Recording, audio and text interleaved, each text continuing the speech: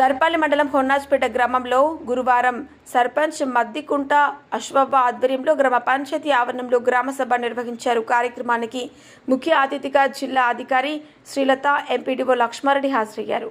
సర్పంచ్ మాట్లాడుతూ తెలంగాణ ప్రభుత్వం కుటుంబంలో పెద్ద వ్యక్తి చనిపోయినట్లయితే జూన్ 2 నుంచి 5 లక్షల జీవిత బీమా పథకం కల్పిస్తుంది.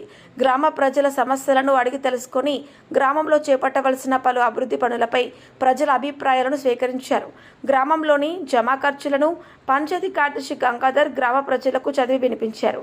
కార్యక్రమంలో ఉప సర్పంచ్ సురేందర్ రెడ్డి, జీపీఓ రాజారాం, వార్డు సభ్యులు, గ్రామ ప్రజలు, నాయకులు, యువకులు తదితరులు పాల్గొన్నారు. దృశ్యం న్యూస్ రిపోర్టర్ ప్రసాద్, దర్పల్లి మండలం.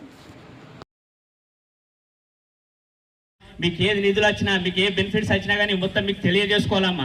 ఎందుకంటే మీ శ్రీనిధిలో నిండుతున్నాయి, మీ ఏమున్నాయి అనేది మీది మీకు తెలాలమ్మా. ఎందుకంటే ప్రతి ఒక్కరు మహిళా లీడర్ ఉన్నారు కదా, వాళ్ళకే తెలుసు అని చెప్పేసి మీరు అనుకోవద్దు. మీకు మహిళా బిల్డింగ్లు వచ్చినాయి, మీకనే 2 శాంక్షన్ అయినాయమ్మా. మన ఊరికి ఓవరాల్గా 3 శాంక్షన్ అయినాయి. 3 కూడా ఇప్పుడు మన ప్రొసీడింగ్లు ఇచ్చారు. రేపు లేకపోతే ఎల్లుండి దాని పనులు కూడా ప్రారంభమవుతాయి. అదేవిధంగా ఇప్పుడు మనకు సార్ చెప్పినట్టు మన స్కూల్ అనేది, గవర్నమెంట్ స్కూల్ అనేది చాలా, అందులో పిల్లల్ని చాలా మంది తక్కువ అయిపోతున్నారమ్మా. గవర్నమెంట్ స్కూల్లో పిల్లల్ని కంపల్సరీ చదివేయాలని చెప్పేసి మీకు మరీ తెలియజేస్తున్నామమ్మా. మీకు ఏ అవసరం ఉన్నా కానీ, పిల్లలకు దూరం అవుతుందన్నా, ఇబ్బంది అవుతుందన్నా, కోతుల బాధ ఉన్నా కానీ ఆటోలు పెట్టడానికి కూడా మా జీపీ నుండి మేము ముందుకు వస్తున్నామమ్మా. పిల్లల కోసం మేము ఏదైనా కానీ మేము సిద్ధంగా ఉంటాం. మీ పిల్లలకి ఇబ్బంది అవుతుంది, మా పిల్లల్ని అక్కడికి పంపిస్తే కోతుల పెడుతున్నది, కుక్కల పెడుతున్నా అన్నా కానీ మేము ఆటోలు పంపిస్తామమ్మా. కావాలంటే పిల్లల్ని ఆటోలు ఎక్కించుకోపోతారు, వాళ్ళే తీసుకొస్తారు, వాళ్ళే దించిపోతారమ్మా. ఆ డబ్బులు కూడా మీరు భరించిన అవసరం లేదమ్మా.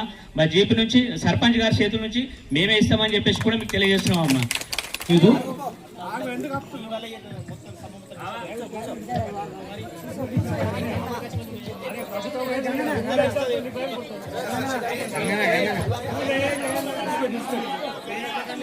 ఇది కూడా ఇబ్బంది పడాల్సిన అవసరం లేదు. ప్రతి ఒక్కరికి అర్హత ఉన్న ప్రతి ఒక్కరికి కూడా ఇందిరమ్మ ఇండ్లు అనేది శాంక్షన్ అవుతుంది. అలాగే రైతు భరోసాకు సంబంధించి ఒక బెనిఫిషరీతో మాట్లాడదాం.